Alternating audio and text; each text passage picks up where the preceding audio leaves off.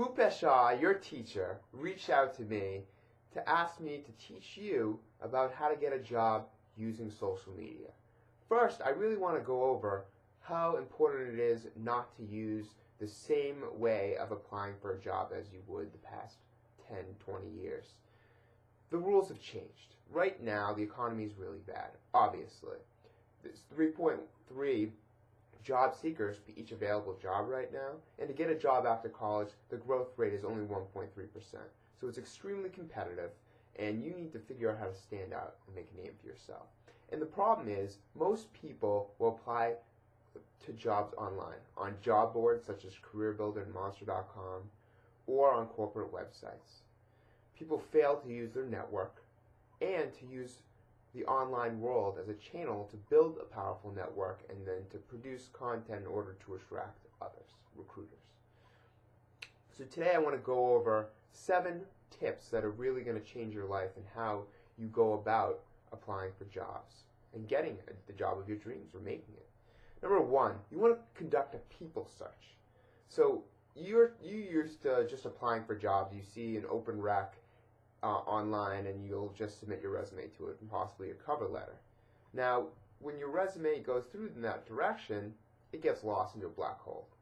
I mean, 80% of jobs aren't listed and 80% of jobs are done through networking. So conduct a people search. And how you do that is you figure out people who work at a specific company, or you go into something like a Facebook or a Technorati and search for different companies that you're interested in. And you want to be focused too. You don't want to apply to 1,000 different positions at 1,000 different companies. You want to pick your 3 to 5 top companies and just go crazy trying to get a position at one of those companies, doing something that you would enjoy. That is extremely important. Now, conduct a people search. You want to either find someone's name, maybe on a press release, or you gotta be tactical at how you search and discover people's names. But once you do that, you have the ability to reach out to them and ask for some sort of informational interview.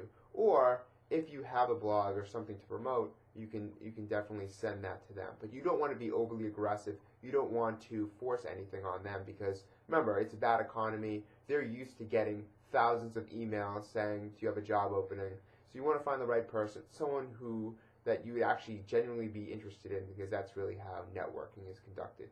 Number 2, attraction-based marketing to get job offers. This is really the key here, because you're used to being proactive and submitting your resume to other companies. But why not build something like an ebook, like a blog, like a podcast series, or a LinkedIn profile, Facebook profile, or everything, and have people find out about you and then be attracted to you and want to employ you. So, between me and a lot of people in my network who've been doing this approach, we get emails and phone calls for people who want to hire us, even though we might already be employed, based on what they read about. And now, I'm not saying to charge for any content that you create. I'm saying you want to give it away so it's shareable. Remember, if someone reads something you've written, they might not be able to help you, but they have a network accounted for as well. 3, be proactive on Twitter. Twitter is a microblogging service. It allows you, which is a little bit different than blogging, to communicate a 140-character message to a group of people.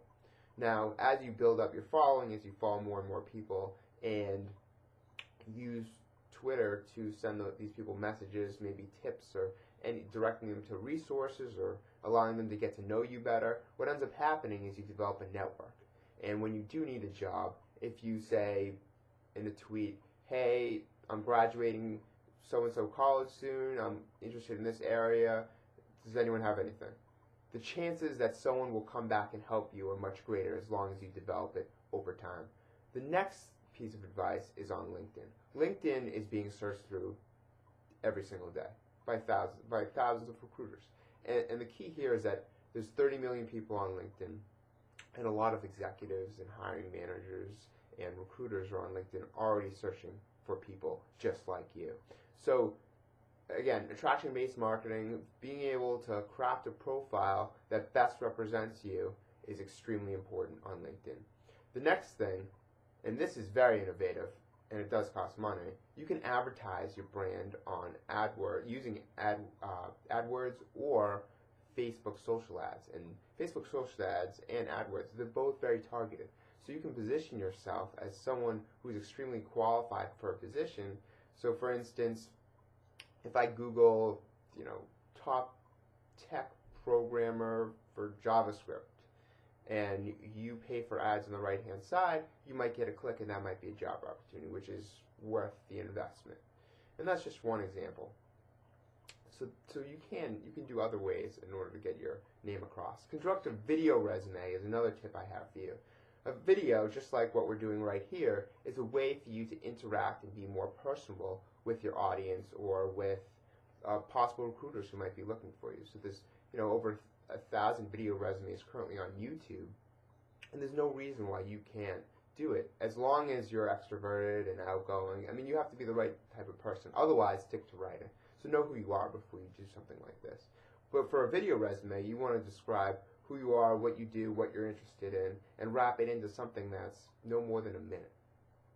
And once you do that, you can integrate it into so many different things. You can promote it with a URL. You can put it on your traditional resume. You can put it on your blog, your LinkedIn profile. You can go crazy with that.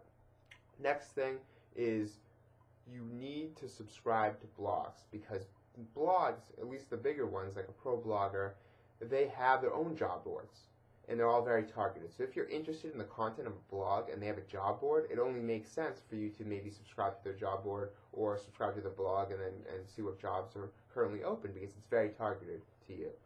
And then the last point I want to make is that you want to integrate your traditional and your new media approach. Do not isolate what you would normally do with your traditional approach, like a resume, cover letter. The same rules still apply. I'm giving you another channel in order to market yourself, in order to be where the people are, where recruiters are already searching. So again, I want to thank Bhupesh Shah for the opportunity to talk to his class, and I wish you good luck in your job hunt. Thank you.